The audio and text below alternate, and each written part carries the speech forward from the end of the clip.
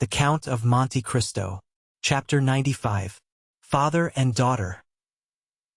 We saw in a preceding chapter how Madame Danglars went formally to announce to Madame de Villefort the approaching marriage of Eugénie Danglars and Andrea Cavalcanti. This formal announcement, which implied or appeared to imply the approval of all the persons concerned in this momentous affair, had been preceded by a scene to which our readers must be admitted. We beg them to take one step backward, and to transport themselves, the morning of that day of great catastrophes, into the showy, gilded salon we have before shown them, and which was the pride of its owner, Baron Danglars. In this room, at about 10 o'clock in the morning, the banker himself had been walking to and fro for some minutes thoughtfully and in evident uneasiness, watching both doors and listening to every sound. When his patience was exhausted, he called his valet. "Etienne," said he, "see why Mademoiselle Eugénie has asked me to meet her in the drawing-room, and why she makes me wait so long." Having given this vent to his ill humor, the Baron became more calm. Mademoiselle Danglars had that morning requested an interview with her father, and had fixed on the gilded drawing-room as the spot.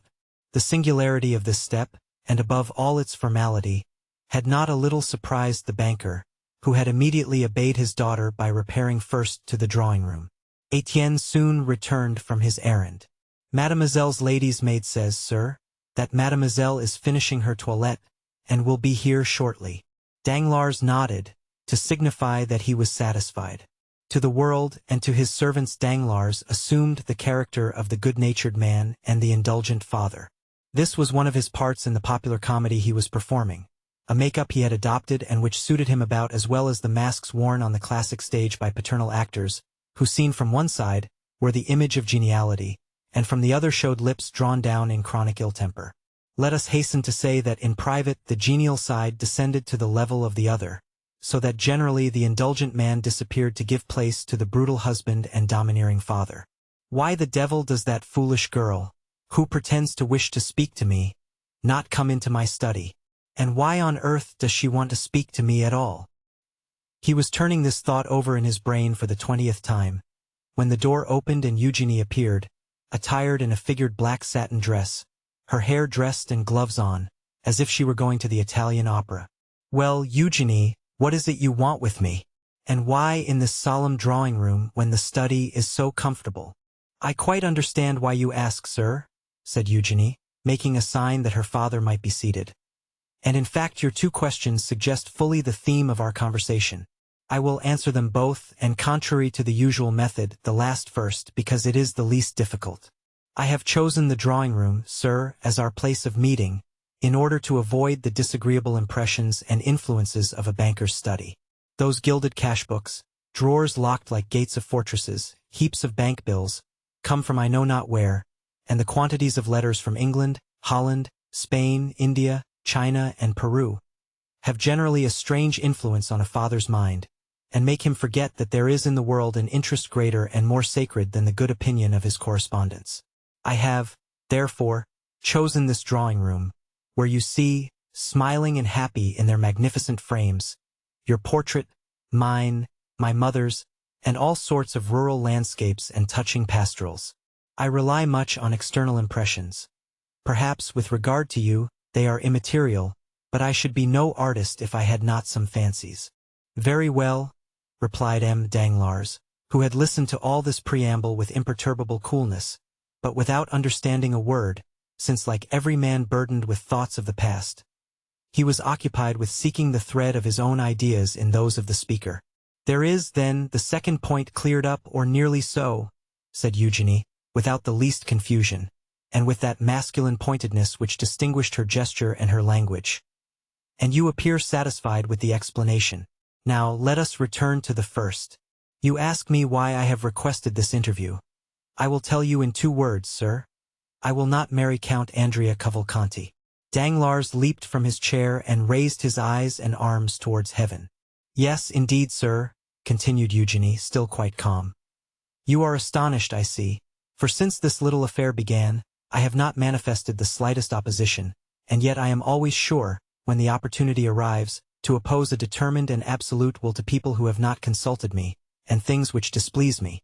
However, this time my tranquillity or passiveness, as philosophers say, proceeded from another source. It proceeded from a wish, like a submissive and devoted daughter. A slight smile was observable on the purple lips of the young girl. To practice obedience. "Well?" asked Danglars. "Well, sir," replied Eugenie.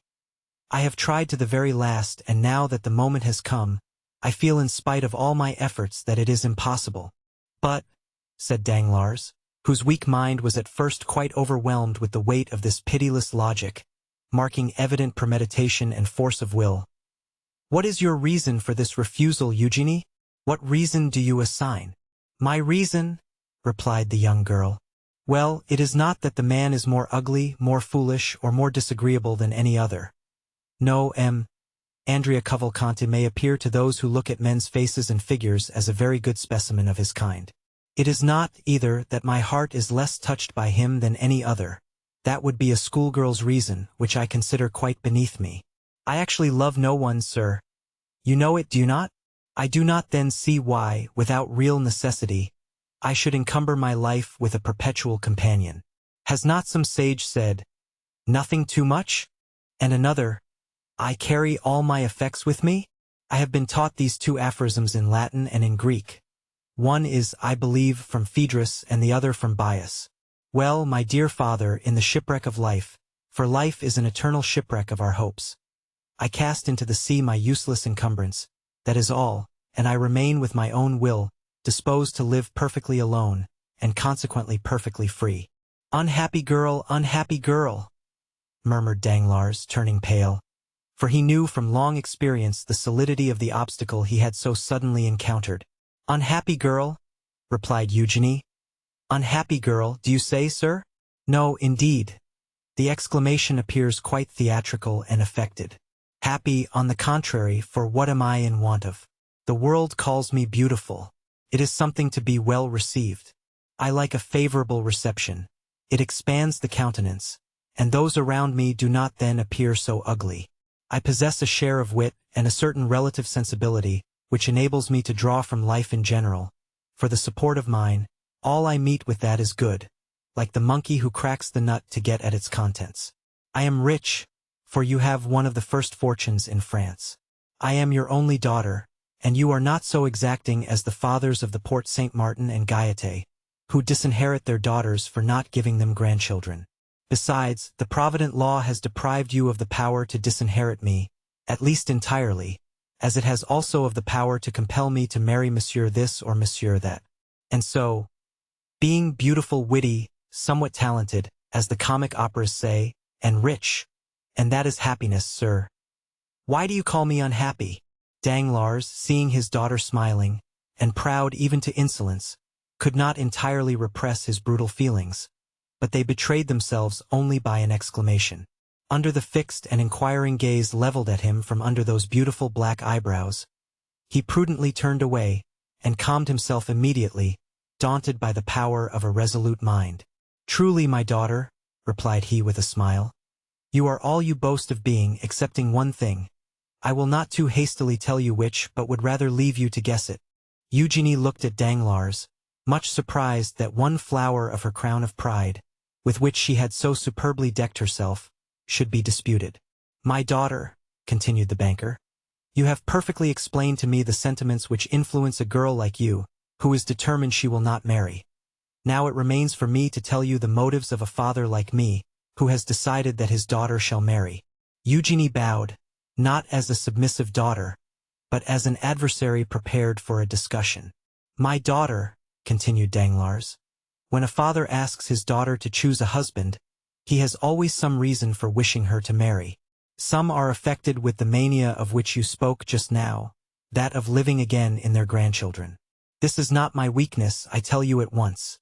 Family joys have no charm for me. I may acknowledge this to a daughter whom I know to be philosophical enough to understand my indifference, and not to impute it to me as a crime." "This is not to the purpose," said Eugenie. "Let us speak candidly, sir. I admire candor." "Oh," said Danglars, "I can, when circumstances render it desirable, adopt your system, although it may not be my general practice. I will therefore proceed. I have proposed to you to marry, not for your sake, For indeed I did not think of you in the least at the moment. You admire candor, and will now be satisfied, I hope. But because it suited me to marry you as soon as possible, on account of certain commercial speculations I am desirous of entering into. Eugenie became uneasy. It is just as I tell you, I assure you, and you must not be angry with me, for you have sought this disclosure. I do not willingly enter into arithmetical explanations with an artist like you, who fears to enter my study lest she should imbibe disagreeable or anti-poetic impressions and sensations. But in that same banker's study, where you very willingly presented yourself yesterday to ask for the 1,000 francs I give you monthly for pocket money, you must know, my dear young lady, that many things may be learned, useful even to a girl who will not marry. There one may learn, for instance, what, out of regard to your nervous susceptibility, I will inform you of in the drawing-room, namely, that the credit of a banker is his physical and moral life, that credit sustains him as breath animates the body, and M. de Monte Cristo once gave me a lecture on that subject, which I have never forgotten. There we may learn that as credit sinks, the body becomes a corpse, and this is what must happen very soon to the banker who is proud to own so good a logician as you for his daughter. But Eugenie, instead of stooping, drew herself up under the blow. "Ruined?" said she. "Exactly, my daughter. That is precisely what I mean," said Danglars, almost digging his nails into his breast, while he preserved on his harsh features the smile of the heartless though clever man. "Ruined? Yes, that is it." "Ah," said Eugenie. "Yes, ruined. Now it is revealed. This secret so full of horror, as the tragic poet says. Now, my daughter, learn from my lips how you may alleviate this misfortune, so far as it will affect you." "Oh," cried Eugenie, "you are a bad physiognomist, if you imagine I deplore on my own account the catastrophe of which you warn me. I ruined? And what will that signify to me? Have I not my talent left? Can I not, like Pasta, Malibran, Grisi, acquire for myself what you would never have given me, whatever might have been your fortune, 100 or 150,000 livres per annum, for which I shall be indebted to no one but myself, and which, instead of being given as you gave me those poor 12,000 francs, with sour looks and reproaches for my prodigality, will be accompanied with acclamations, with bravos, and with flowers? And if I do not possess that talent, which your smiles prove to me you doubt, should I not still have that ardent love of independence, which will be a substitute for wealth, and which in my mind supersedes even the instinct of self-preservation? No, I grieve not on my own account. I shall always find a resource. My books, my pencils, my piano, all the things which cost but little, and which I shall be able to procure, will remain my own. Do you think that I sorrow for Madame Danglars? Undeceive yourself again. Either I am greatly mistaken, or she has provided against the catastrophe which threatens you, and which will pass over without affecting her. She has taken care for herself, at least I hope so, for her attention has not been diverted from her projects by watching over me. She has fostered my independence by professedly indulging my love for liberty. Oh no, sir. From my childhood I have seen too much, and understood too much of what has passed around me, for misfortune to have an undue power over me. From my earliest recollections, I have been beloved by no one, so much the worse. That has naturally led me to love no one, so much the better. Now you have my profession of faith. Then, said Danglars, pale with anger, which was not at all due to offended paternal love. Then, mademoiselle, you persist in your determination to accelerate my ruin? Your ruin? I accelerate your ruin? What do you mean? I do not understand you. So much the better. I have a ray of hope left. Listen. I am all attention, said Eugenie, looking so earnestly at her father that it was an effort for the latter to endure her unrelenting gaze. M. Cavalcanti, continued Danglars, is about to marry you, and will place in my hands his fortune, amounting to 3,000,000 livres. That is admirable, said Eugenie with sovereign contempt, smoothing her gloves out one upon the other. You think I shall deprive you of those 3 millions, said Danglars. But do not fear it. They are destined to produce at least 10. I and a brother banker have obtained a grant of a railway, the only industrial enterprise which in these days promises to make good the fabulous prospects that law once held out to the eternally deluded Parisians, in the fantastic Mississippi scheme. As I look at it, A millionth part of a railway is worth fully as much as an acre of waste land on the banks of the Ohio. We make in our case a deposit on a mortgage, which is an advance, as you see, since we gain at least 10, 15, 20, or 100 livres worth of iron in exchange for our money. Well, within a week I am to deposit 4 millions for my share. The 4 millions, I promise you, will produce 10 or 12. But during my visit to you the day before yesterday, sir, which you appear to recollect so well, replied Eugenie, I saw you arranging a deposit, is not that the term? Of 5 millions and a half. You even pointed it out to me in 2 drafts on the treasury, and you were astonished that so valuable a paper did not dazzle my eyes like lightning. Yes, but those 5 millions and a half are not mine, and are only a proof of the great confidence placed in me.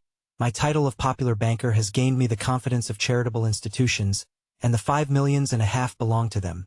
At any other time I should not have hesitated to make use of them, but the great losses I have recently sustained are well known, and, as I told you, my credit is rather shaken. That deposit may be at any moment withdrawn, and if I had employed it for another purpose, I should bring on me a disgraceful bankruptcy. I do not despise bankruptcies, believe me, but they must be those which enrich, not those which ruin. Now, if you marry M. Cavalcanti and I get the 3 millions, or even if it is thought I am going to get them, my credit will be restored, and my fortune, which for the last month or 2 has been swallowed up in gulfs which have been opened in my path by an inconceivable fatality, will revive. Do you understand me? Perfectly. You pledge me for 3 millions, do you not? The greater the amount, the more flattering it is to you. It gives you an idea of your value. Thank you. One word more, sir. Do you promise me to make what use you can of the report of the fortune M. Cavalcanti will bring without touching the money? This is no act of selfishness, but of delicacy. I am willing to help rebuild your fortune, but I will not be an accomplice in the ruin of others. But since I tell you, cried Danglars, that with these 3 million, do you expect to recover your position, sir, without touching those 3 million? I hope so, if the marriage should take place and confirm my credit. Shall you be able to pay M. Cavalcanti the 500,000 francs you promise for my dowry? He shall receive them on returning from the Mayor S20. Very well. What next? What more do you want? I wish to know if, in demanding my signature, you leave me entirely free in my person? Absolutely. Then, as I said before, sir, very well, I am ready to marry M. Cavalcanti. But what are you up to? Ah, that is my affair. What advantage should I have over you, if knowing your secret I were to tell you mine? Danglars bit his lips. Then, said he, you are ready to pay the official visits, which are absolutely indispensable? Yes, replied Eugenie. And to sign the contract in 3 days? Yes. Then, in my turn, I also say, very well. Danglars pressed his daughter's hand in his. But, extraordinary to relate, the father did not say, thank you, my child. Nor did the daughter smile at her father. Is the conference ended? Asked Eugenie, rising. Danglars motioned that he had nothing more to say. 5 minutes afterwards the piano resounded to the touch of Mademoiselle d'Armilly's fingers, and Mademoiselle Danglars was singing Brabantio's malediction on Desdemona. At the end of the piece Etienne entered, and announced to Eugenie that the horses were to the carriage, and that the Baroness was waiting for her to pay her visits. We have seen them at Villefort's. They proceeded then on their course.